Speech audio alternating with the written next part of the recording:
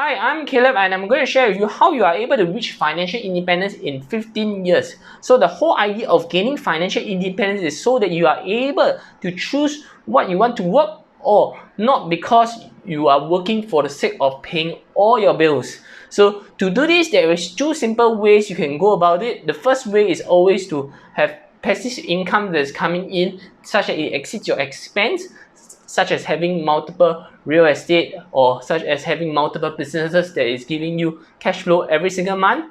But the second way I would say is having a lump sum invested that generates more than 4% every year so that you are able to withdraw this 4% and live by it. So in this video, I'm going to share with you the second aspect such that it's much more easier to reach that goal. So the whole idea is that you understand what is your annual expenses and you multiply that by 25.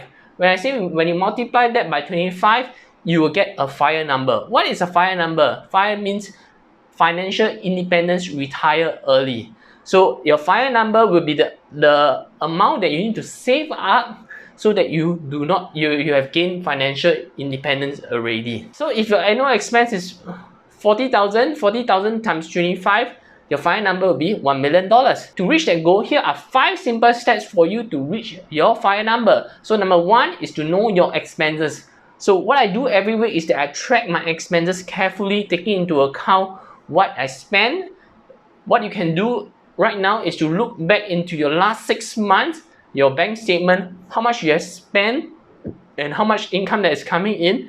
Look into your credit card as well, all the statements, how much you have spent for the last 6 months. Break them down into different categories. What are the negotiable, what are the non-negotiable. Understand what is the amount that you need to live on.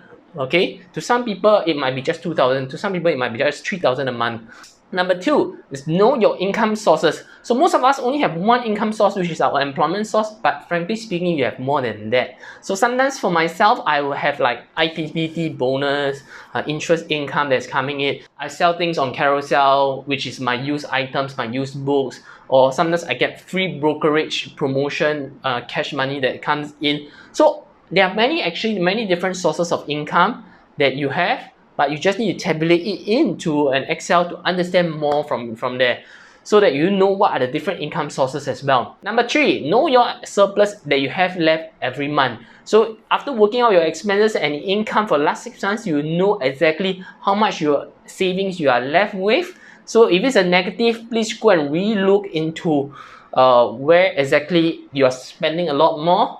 Maybe you should cut down on the gym membership. Maybe you should cut down on the facial that you have.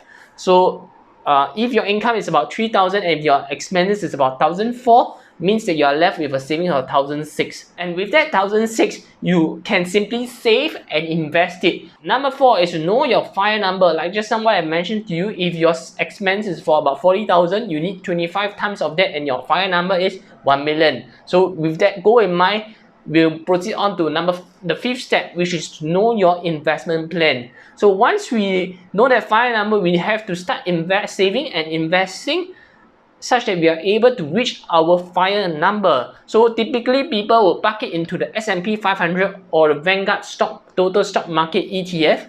So for the last 10 years, the S&P 500 has been generating about 9% on average. And for you to reach that goal of 1 million, if you invest about 10,000 right now and continue to invest 1,006 every month for the next 19 years, you are able to reach that goal. So, but if you're able to bump it up to about 13% rate of growth, you are able to gain financial independence in 15 years. So when you can consistently invest your savings left over into the market, definitely you'll reach financial independence much more faster. So the key here is to keep your income increasing, but whereas your expense the same. In this way, as you increase your income, there is this extra surplus left for you to invest as well. So eventually, you reach financial independence sooner than you think. So do subscribe in this channel and I'll be sharing more financial tips as I progress to learn more every day. Once again, I'm Caleb. See you. Goodbye.